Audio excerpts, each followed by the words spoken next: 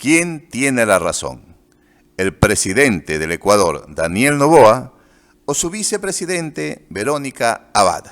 Hoy resolveremos aquí este conflicto jurídico y político. Pero primero permítaseme disculparme de no cometer el error que todo el mundo comete cuando llama a la vicepresidente del Ecuador, Verónica Abad, vicepresidenta.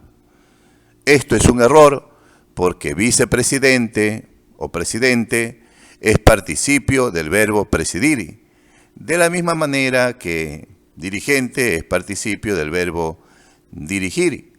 Entonces le corresponde presidente y no presidenta, de la misma manera que corresponde el participio del verbo dirigir, dirigente y no dirigenta.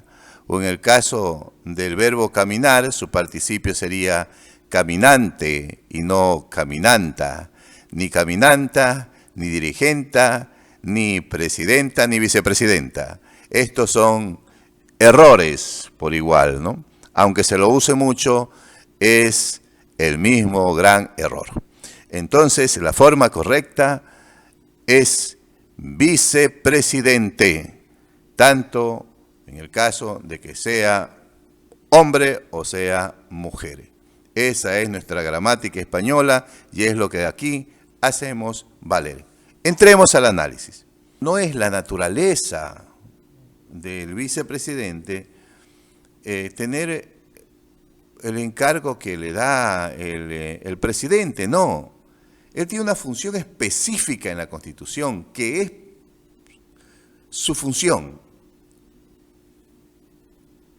A saber, reemplazar al presidente en caso de ausencia temporal o definitiva.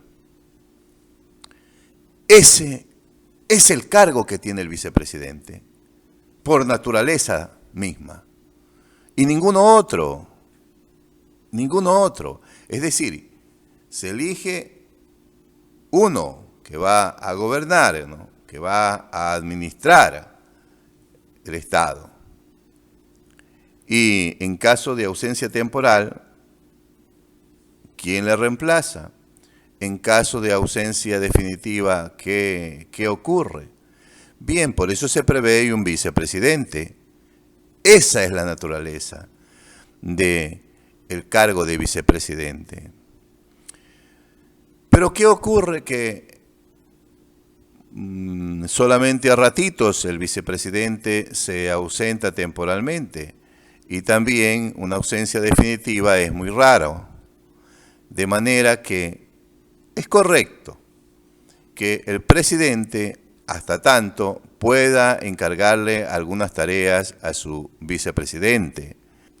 Si elegimos a alguien para que administre el Estado, quien le reemplace cuando él se ausente temporalmente no puede ser alguien que no goce de la absoluta confianza del presidente.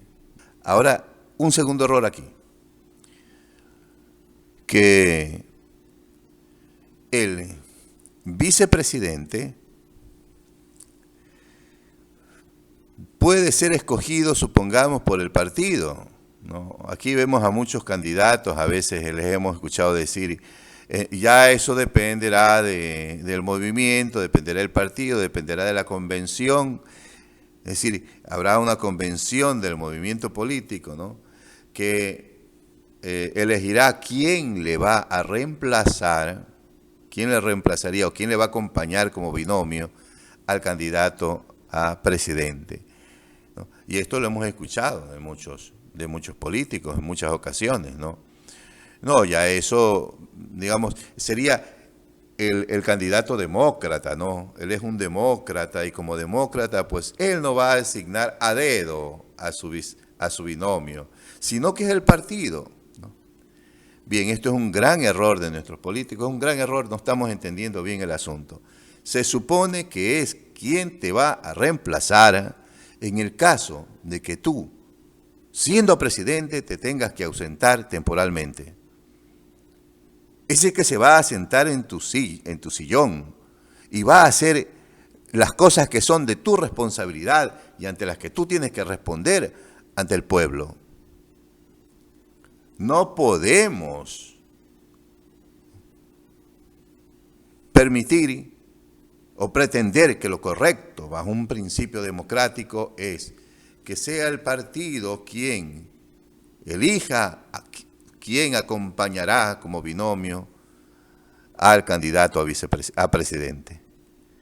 Tiene que ser el propio candidato el que escoja quién será aquel que le va a reemplazar en caso de su ausencia temporal. Y aquí viene un tercer asunto.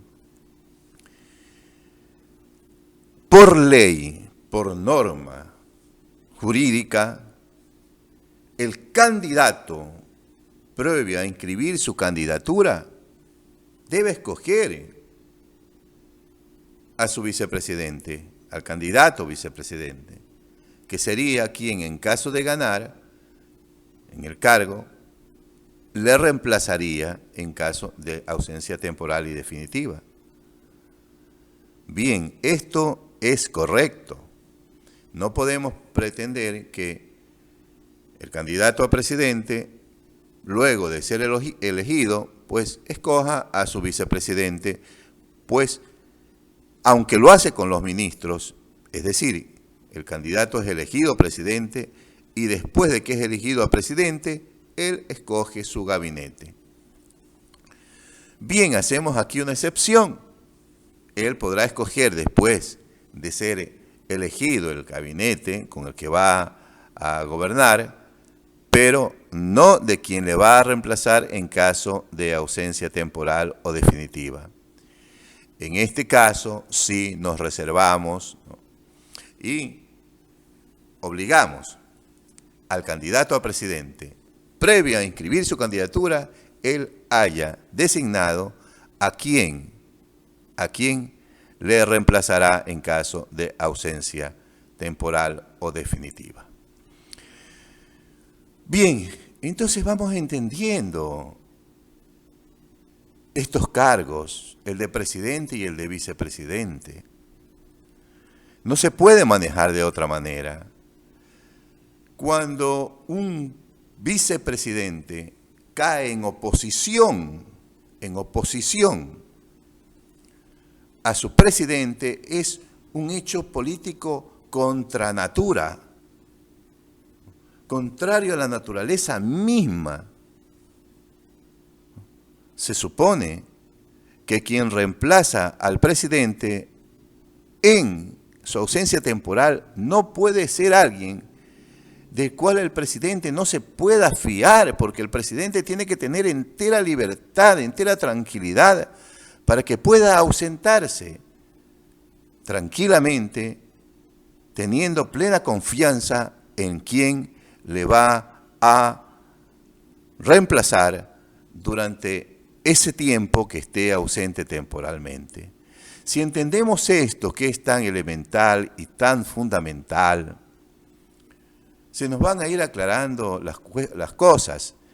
Claro que el presidente tiene sus límites y hay que imponerle límites al presidente, es decir, la división de poderes, la famosa división de poderes, para evitar la dictadura, claro.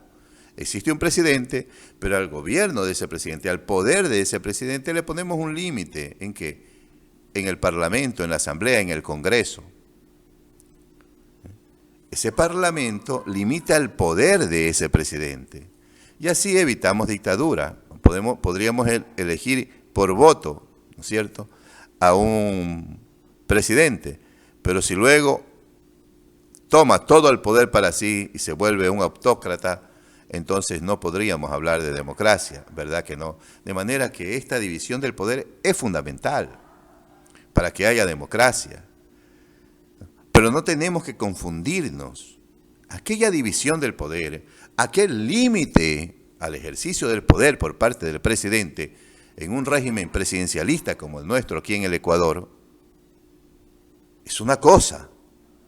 Y otra cosa es que quien va a estar en su misma silla, ejerciendo sus mismas competencias, no sea de su plena confianza. Vicepresidente tiene que ser de la absoluta confianza del presidente, así también sus ministros de Estado. Bien. Y la oposición que limita el poder, para que no sea absoluto el poder, para que no caigamos en dictadura, está en el Parlamento. Bien, hasta aquí esta entrega. Espero que esto haya ayudado un poco a dar un poquito de luz para empezar a comprender mejor este conflicto y ver por dónde va el error. El error de origen, de donde luego todo se empieza a degenerar, todo se empieza a torcer, todo se empieza a desparramar malamente. Bien, gracias por haber llegado hasta el final del vídeo. Felicidades, Dios los bendiga.